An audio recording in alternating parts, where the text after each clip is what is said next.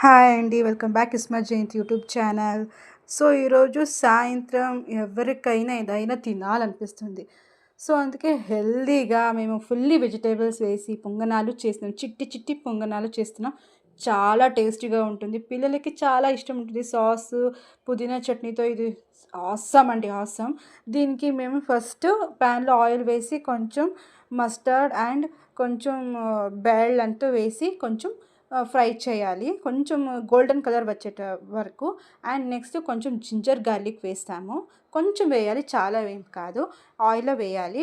కొంచెం అది ఆహ్, చాలా బాగా ఫ్రై అయితేనే టేస్టీగా ఉంటుంది. అండ్ కొంచెం సన్నగా కట్ చేసుకున్న ఆనియన్ వేసి ఫ్రై చేయాలి. నెక్స్ట్ రెడ్ చిల్లీ అండ్ కరివేపాకు వేసాం. గ్రీన్ చిల్లీ మీకు కావాల్సుంటే గ్రీన్ చిల్లీ కూడా యాడ్ చేసుకోవచ్చు. అండ్ కొంచెం క్యాబేజ్ యాడ్ చేసాం. అది కూడా సన్నగా కట్ చేసుకోవాలి. అండ్ కొంచెం క్యారెట్ తురుముకున్నాము. సో, ఎందుకంటే అది కట్ చేసుకున్న మీ ఇష్టం అండి, అదేం కాదు. అండ్ కొంచెం దానికి క్యాప్సికమ్ కూడా యాడ్ చేసాము.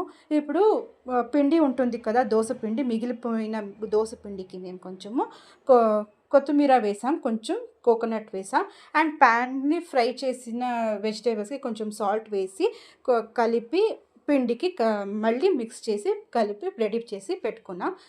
పిండికి కొంచెం ఇంగువ కాదు, సోడాలు వేయాలి. చాలా సాఫ్ట్‌గా వస్తుంది. అది మీకు ఆప్షనల్. వద్దు నాకు అలాగనే కావాలంటే అది మీ ఇష్టం. సో, ఇది పొంగనాలు ప్యాన్ అండి. సో, ఆ ప్యాన్‌కి ఒక్కొక్కటి కొంచెం ఆయిల్ అన్నీ స్ప్రెడ్ చేయాలి. స్ప్రెడ్ చేశాక మేము మిక్స్ చేసి పెట్టుకున్న పిండి, వెజిటబుల్ పిండి, సో, అదంతా ఒక్కొక్కటి వేస్తూ రావాలి అంతే. ఇది కొంచెం ఓల్డ్ ప్యాన్ అండి మా దగ్గర ఉండేది. చాలా పాతకాలది.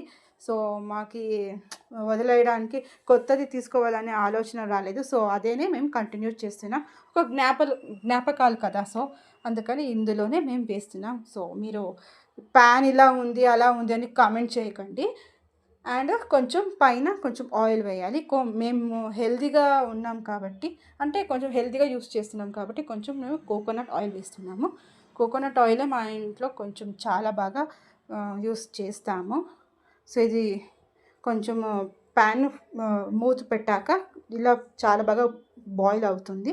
సో, మళ్ళీ మూత తెరిచి అండ్ రివర్స్‌లో తిప్పి 2 సైడ్‌లు కూడా కొంచెం బాగా ఫ్రై అవ్వాలి. అండ్ కొంచెం మీకు ఘీ వేయాలనుకుంటే ఘీ వేస్తే యాక్చువల్లీ చెప్పాలంటే ఘీనే చాలా బాగుంటుంది. టేస్టీగా ఉంటుంది. పిల్లలకి చాలా ఇష్టంగా ఉంటుంది.